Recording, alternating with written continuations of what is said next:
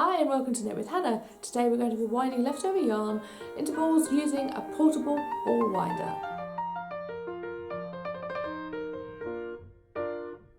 Hi and welcome to Knit with Hannah. I'm Hannah, I'm here with Knitting Natter to help you learn to knit the easy way.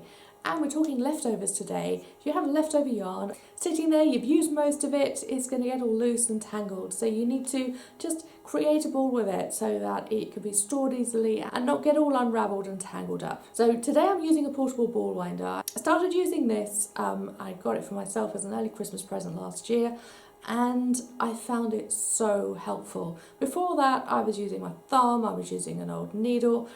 I've actually got a video showing you how I was doing that. I've learned a few more things since I was using those other methods as well, so I find that I can do it much more quickly and it feels more efficient. Right, I will see you once we've done the tutorial. You can see the finished balls here. That is a really super chunky yarn, and I was rolling this up in this, and this is a fine DK yarn, which was actually a whole ball because I was unravelling something that I'd knitted, and this was useful to just finish off that ball, and it looks so neat and tidy. And I've got the yarn coming out of the centre. This is the beauty of this, is that it's neat, it's tidy, it's not going anywhere, it's not going to fall apart. And it was really easy to do. So I'm going to show you how you do this now. You can see I've got lots of yarn here waiting to be used. So I will start with a super chunky, simply because it means that it's easy for you to see. And there isn't that much of it left, but you'll get enough an idea of how I do this. So yes, we have natural ones in the shop, as well as these beautiful ones with striped wood. So this is very much like the symphony needles. You can see that there, it's a very similar look. So I'm just going to find, oh there you are, that wouldn't make a very large ball, would it? So I'm just going to find the end of the yarn here. Okay, that would do. Be easier if it was coming out of the centre. There we are. So that's the centre of the yarn, I think. So I'm going to start. This is the holding grip at the end here. This means that you can just use your fingers and really grip onto it really well, and it's not going to slide anywhere. It's there for life. So I'm going to put this down here, and I'm just going to hold on to that with my thumb and hold it around my finger as well. So now what I'm going to do is very simply just go a few times around. 2, 3. Okay, and now we've got a bit of a friction cause there with that bit of yarn, and I'm going to start doing bottom right to top left, bottom right to top left, and it will just sort itself out as I go a bit further. And as this starts to build itself from bottom right to top left, you'll see that I'm just slowly twisting it as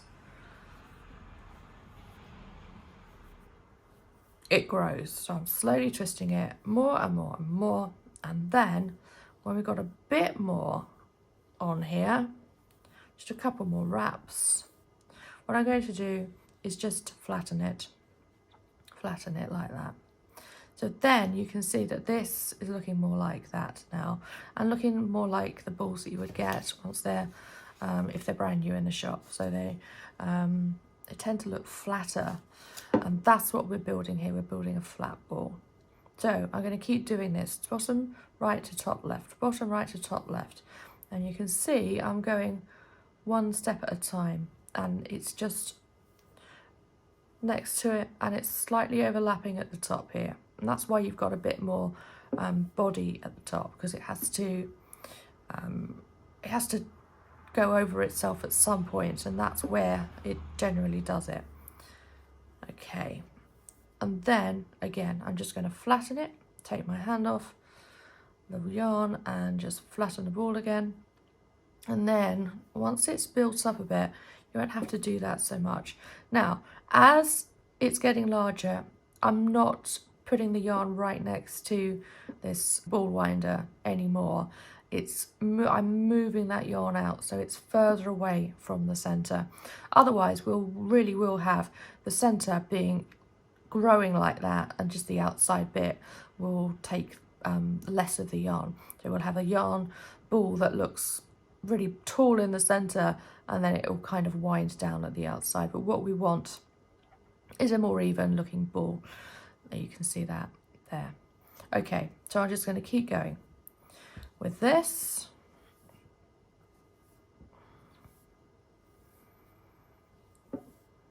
One wrap at a time. And we won't be able to grow much of a ball with this because there wasn't that much left. This was knitting a cable cowl, which you'll find in our knitting kits. So there was some yarn left, not a lot.